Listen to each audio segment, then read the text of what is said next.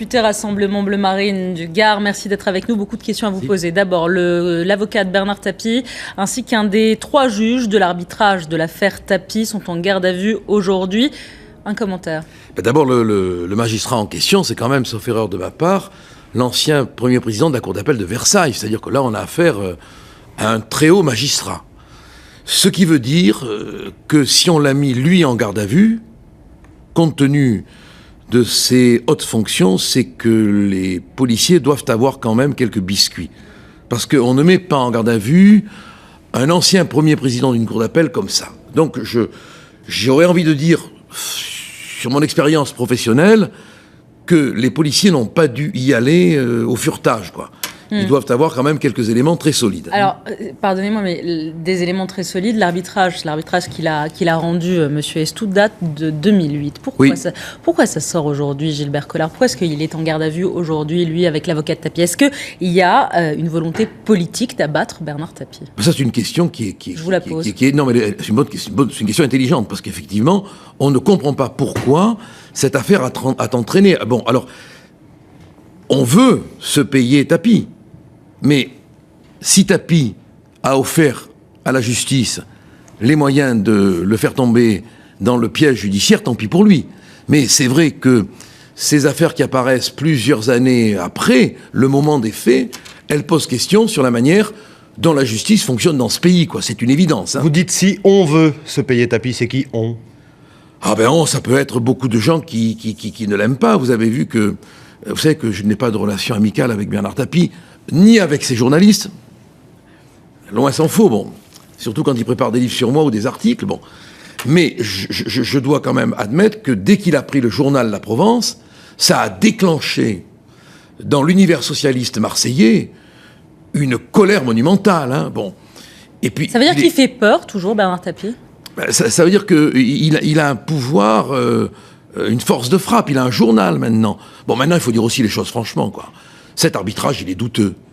Bon, moi, je me suis toujours posé des questions sur cet arbitrage. Bon, il y a très peu de juristes qui peuvent admettre que cet arbitrage était gobable comme ça, quoi.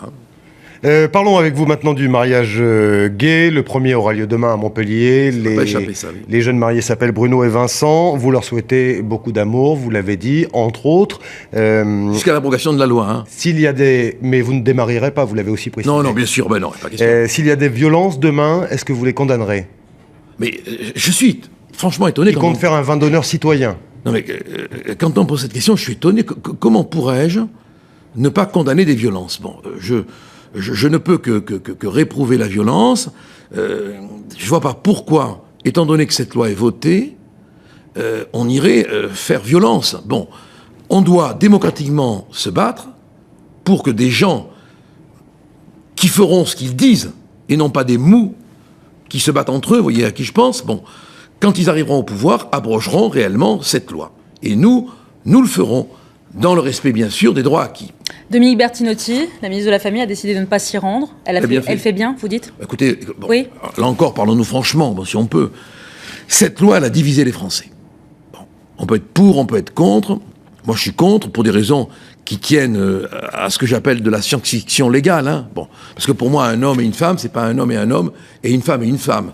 Sinon, j'ai le plus profond respect pour la vie homosexuelle et chacun s'aime comme il veut. Bon, mais cette surenchère, cette pub qu'on organise à Montpellier, 2 employés municipaux qui se marient, la mairie qui se met aux frais des contribuables, quand même, bon, un ministre qui vient, bon, on aurait pu au moins... À titre personnel. Oui, à titre personnel, quand elle vient à titre personnel, elle vient aussi à titre de ce qu'elle est, hein, bon. Ça en fait trop, quoi, c'est de la provoque. Vous allez nous dire comme Christine Boutin qu'on est envahi par les gays ?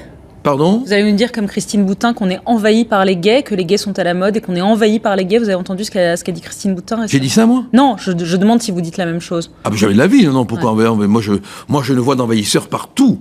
Nulle part, ni sur Mars, ni ailleurs. Hein. Alors, vous dites que vous êtes contre le mariage gay, vous avez manifesté dimanche dernier. Est-ce que vous pensez, comme Marine Le Pen, que la manif pour tous ne peut pas perdurer? Mais oui, on ne va pas continuer à manifester pour manifester contre une loi qui existe. Bon, on ne va pas tomber dans le syndrome cégétiste. Aller manifester pour manifester, aller tambouriner pour tambouriner. Bon, la loi est votée. On est des républicains. Bien qu'on ne l'aime pas, cette loi, on la respecte.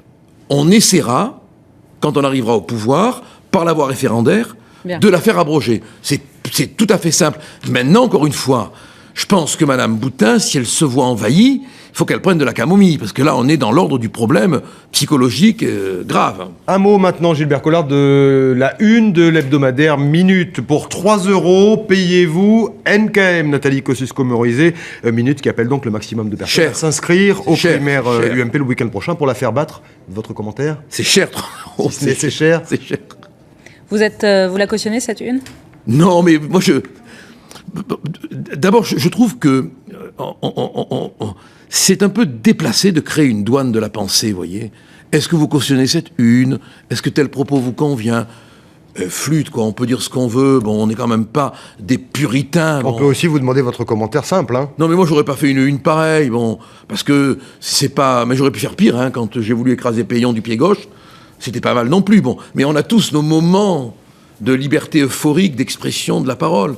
Et puis, tant mieux. Si un journal titrait pour 3 €, payez-vous Collard, ça vous dérangerait pas? Je dirais que... Mais payez-vous... C'est pas assez cher, vous diriez. Mais quand ils disent payez-vous, ils veulent se dire comment? Ils veulent dire votez contre elle, quoi. Ouais. Oui. Faites-la tomber, faites-la chuter dans les urnes. Oui, et quand Mélenchon dit qu'il faut casser le cul de Marine, c'est bien. Et quand un élu de son parti dit également qu'il faut briser les os de Marine, c'est très bien. Mais là, personne ne s'indigne, hein. Personne. Hein. Et Jean-Pierre Raffarin qui craint un éclatement de l'UMP au profit du Front National. Est-ce qu'il a raison? Est-ce que c'est votre objectif? Notre objectif, c'est d'arriver au pouvoir pour qu'enfin les idées que nous défendons, c'est-à-dire la priorité à l'amour du pays, soient en place. Et il y a chez M. Raffarin des moments de lucidité. Donc vous voulez faire éclater l'UMP, vous êtes en train d'y arriver, c'est ce que vous nous dites? Non, on ne veut pas faire éclater l'UMP. L'UMP éclate d'elle-même pour une bonne raison, c'est qu'il y a Fillon qui tire d'un côté, Copé qui tire de l'autre, et les malheureux adhérents Ça vous a pas échappé qu'ils sont réconciliés? Ça vous a pas échappé qu'ils sont réconciliés? Oui, comme Abel et Caïn, oui. Et l'œil était dans la tombe qui regardait l'urne. 54% des Français sont favorables au droit de vote des étrangers aux élections locales, selon le sondage Harris publié aujourd'hui. Ça va dans le sens de ce que veut faire François Hollande? Oui, enfin, écoutez, moi, les sondages, si on devait les suivre au fur et à mesure de la Révolution, on deviendrait complètement ivre, hein. Bon. Moi, je suis absolument hostile au droit de vote des étrangers, c'est pas une révélation pour vous. Monsieur Hollande, qui veut encore diviser un peu plus les Français, va peut-être tenter le coup, mais là, je crois que c'est un coup qui sera raté. Je sais pas, mais à force de ne rien faire pour l'économie, pour lutter contre la pauvreté, pour la limitation des dépenses publiques, il a comme ça des foulards rouges qui l'agitent, quoi. Mais on n'est pas des taureaux, hein, monsieur Hollande. Hein. Après les attaques de Londres et de Paris, les musulmans de France ont peur de l'amalgame. Oui. Qu'est-ce que vous leur répondez? C'était la une du Parisien. Oui. J'ai des contacts. J'ai pu parler notamment, récemment, avec des musulmans. Je les comprends. Un pompier pyromane, c'est pas tous les pompiers qui sont des pyromanes. Hein. Un journaliste bête, c'est pas toute la presse qui est bête. Un avocat bègue, c'est pas tous les avocats qui sont bègues. Hein. Je leur ai demandé, moi, de se manifester, de le dire, de descendre dans la rue, de faire entendre leur voix. Pour dire quoi? Pour dire qu'ils ne sont pas d'accord. Avec quoi? Avec ces pratiques, avec l'extrémisme. Qu'on identifie leur voix, qu'on les entende, voilà. Moi, j'ai eu, c'est pas vieux, il y a même pas 1 heure, un entretien téléphonique avec un responsable qui a eu la courtoisie de m'appeler pour me dire, vous savez, on craint des représailles. Je lui dis, mais je suis à vos côtés, moi, je ne tolérerai pas qu'on maltraite quelqu'un parce qu'un criminel pourrait rappeler une communauté. Mais allez dans la rue, descendez, condamnez. Merci Gilbert Collard d'avoir été notre invité ce soir.